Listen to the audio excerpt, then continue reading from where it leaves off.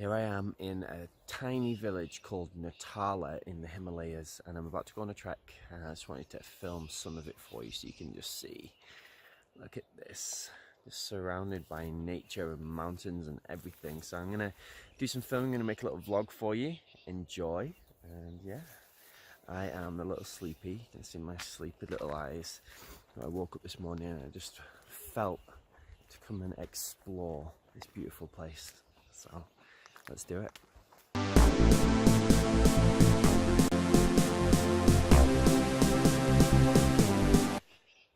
So their paths are literally just little trails in the middle of fields of wheat. That's so cool, right? I love it. I've just had such an amazing time here. I'm staying at a yoga shala here, and it's just absolutely beautiful.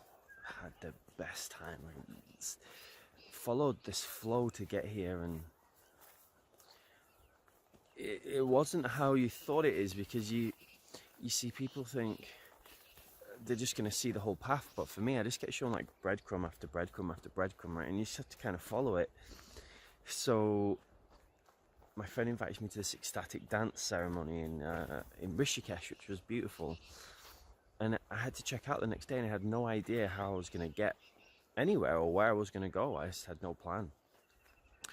But I trusted, I knew that the exact perfect thing was going to come.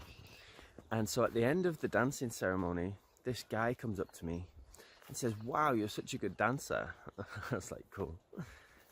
And he said, "Where are you going?" I said, "I don't know." And so he invites me to come to this concert, which was just the most amazing thing.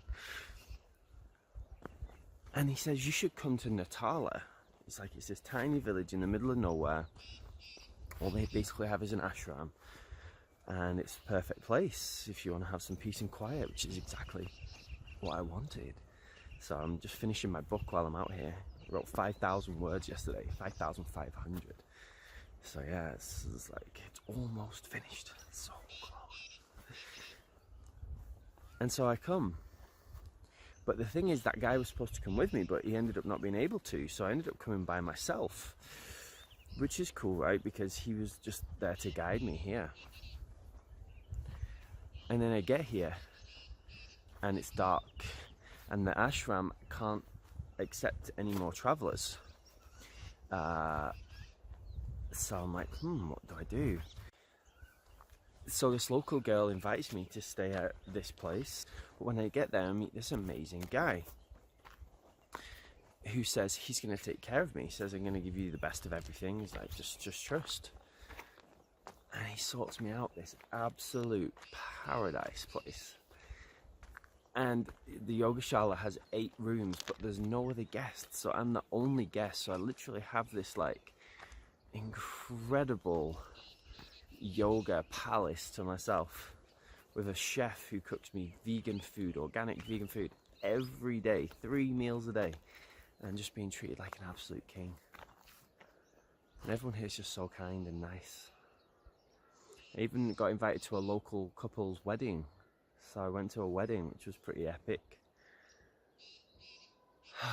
So this is just me on my little hike. We found a little bit of a wally bridge thing going on now. So I have no idea. I've never been up here. I don't know what's going to be in store. I don't know what to expect. It's like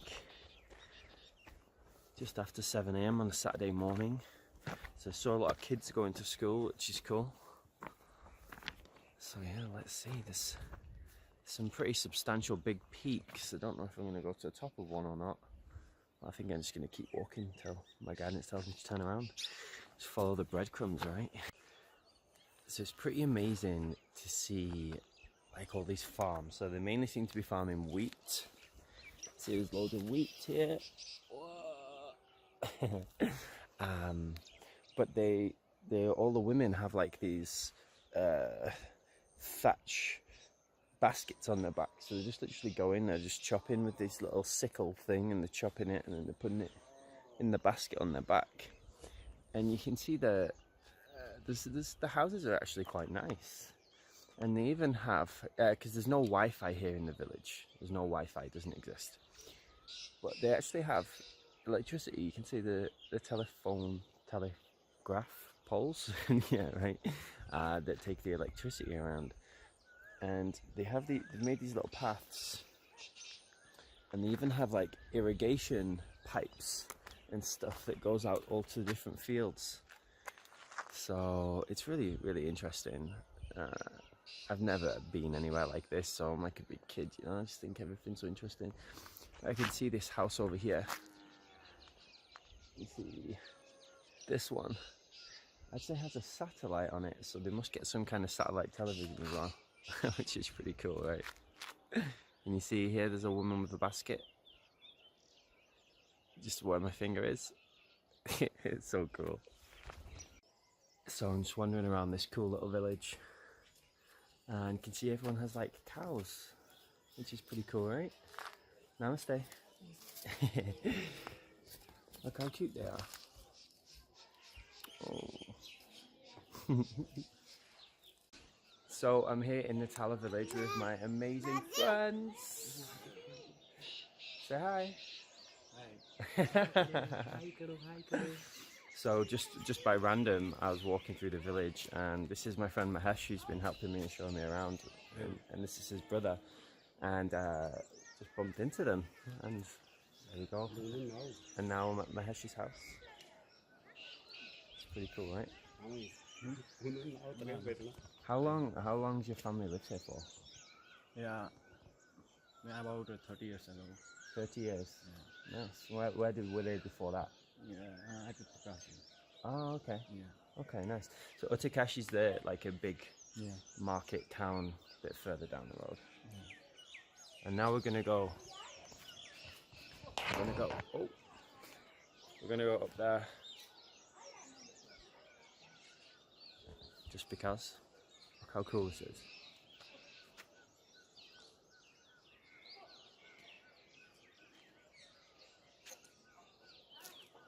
So fun, right? More pet cows. I think it's just normal here. It's so cool. It's just like a little farming village, right? Everyone, it's like 7:30 a.m. and you can see people are busy working away, farming the fields. I've never been a farmer, but I think that's pretty normal, right? I've got a friend who used to get up at like 5:30 a.m. to milk the cows and like stuff. It's just a bit of a different life, right? So this is Mahesh's cows. So cool. Do you have to milk them? Yeah. You milk them? Milk what? Get the milk from them? Yeah, my mother. Your mum does it? Okay, nice.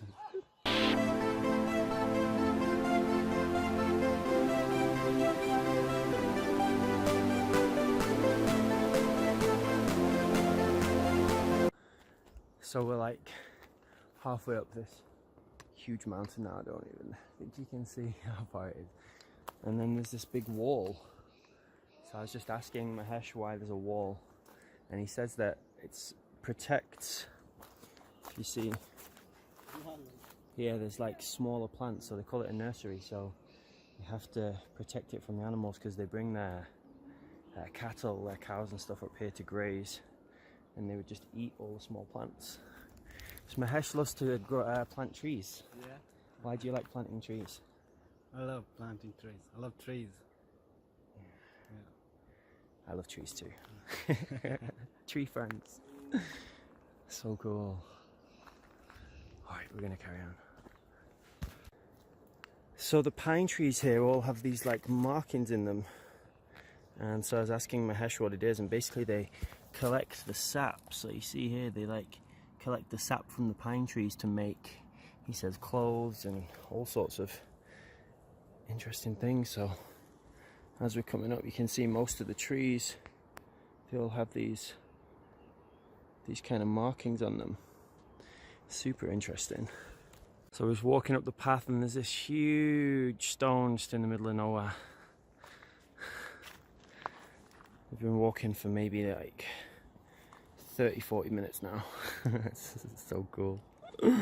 Like a big kid. So we've been climbing for maybe like an hour now, and we've come so far. but then there's still forever left to go. And Mahesh says that in the Himalayas, when you get to the top, there's just another top. When you get to there, there's just another top. Like there is no top. Right? You can see the mountains just go on forever. So I think we're gonna call it a day and head back down. Otherwise, it's probably another hour to trek, and then there'll just be another top. So I am conceding this mountain has won. It's bested me, and now we're gonna head back down. Hey people, we are here in forest, and the weather is very cool. And if you want the same weather at your place, you want to plant more and more trees, do less pollutions, and save the nature. Yeah. Because I'm a nature lover, and it's my friend Luke, also from London. I suggest him to plant trees. So Okay. good, so good. That's a big part of what I help people, is to connect with nature. The most thing is to helping people, helping creatures. Yeah, So good. it will be happy to your life and those life which you help. Okay. Yeah, so good. I have an amazing friend called Tom, and his whole business is about trees Yeah. and helping people to become more aware about trees. So he's a speaker. He travels all around the world, Yeah. teaching people about trees. Yeah. I also want, but I haven't. Yes, one day, maybe this will be the start. Yeah. It's so good. So I saw this amazing report that says that there are more trees now on our planet than there have ever been before. Because countries like India and China are literally planting billions of trees every year. And Mahesh is just telling me, like, his village, they're always planting trees. Always creating new trees, which is so cool because, you know, the news just tell us the bad stories, right? They just tell us about the deforestation and that stuff, which is obviously not cool. But they don't tell you about all the amazing work that people are doing to actually work with nature, where they're in harmony with nature. So yeah, obviously it's so important that we don't chop down trees unnecessarily.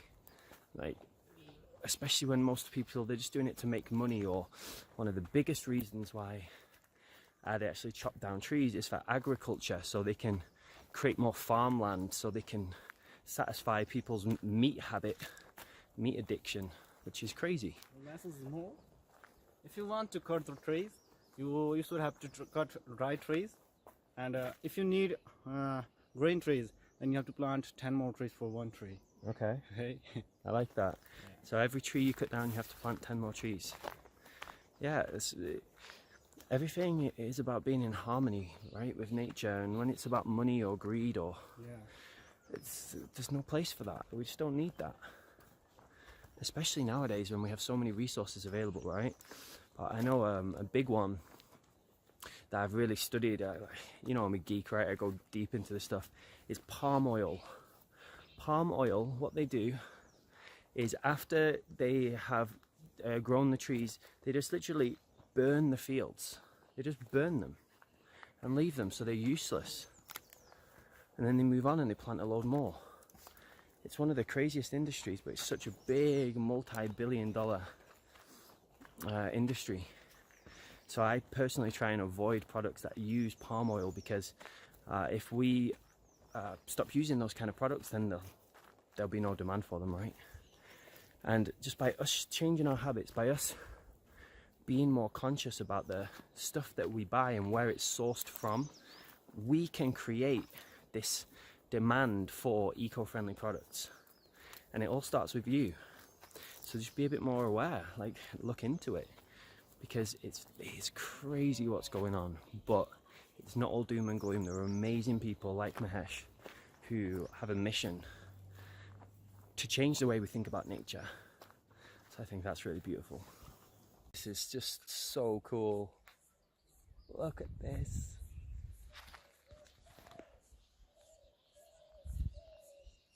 We're walking on this tiny, like, little rock path. Just talking with Mahesh about traveling and how it just allows you to see things that most people never see.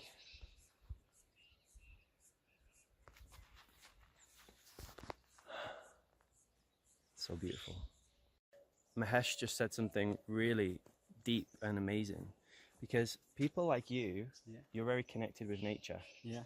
So you look at nature and you understand like the lessons and how it can help us, right? Yeah. So say what you just said, because it was really Yeah, important. these trees are selfless. They didn't want anything from any people, any type of creatures around there, and they want to give a love to him, to them, and that's all.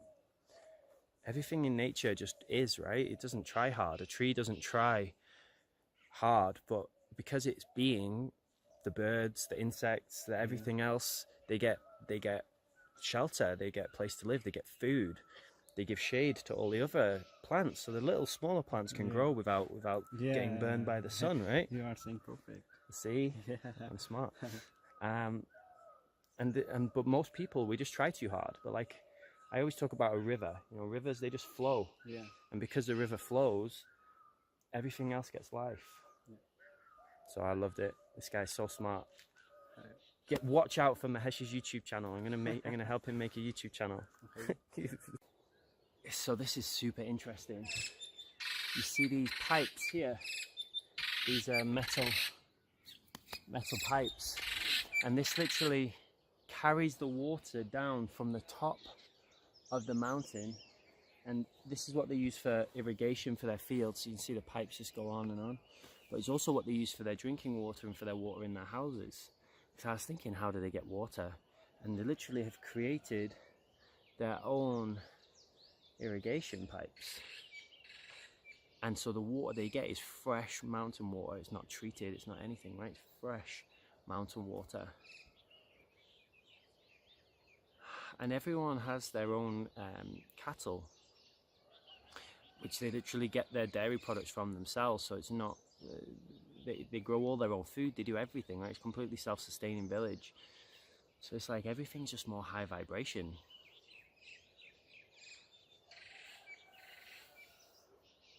It's all natural too, there's no pesticides, chemicals, anything. It's like, it's really cool. The geek in me is having the best possible time.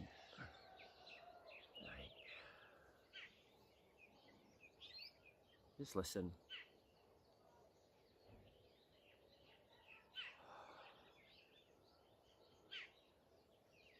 So peaceful.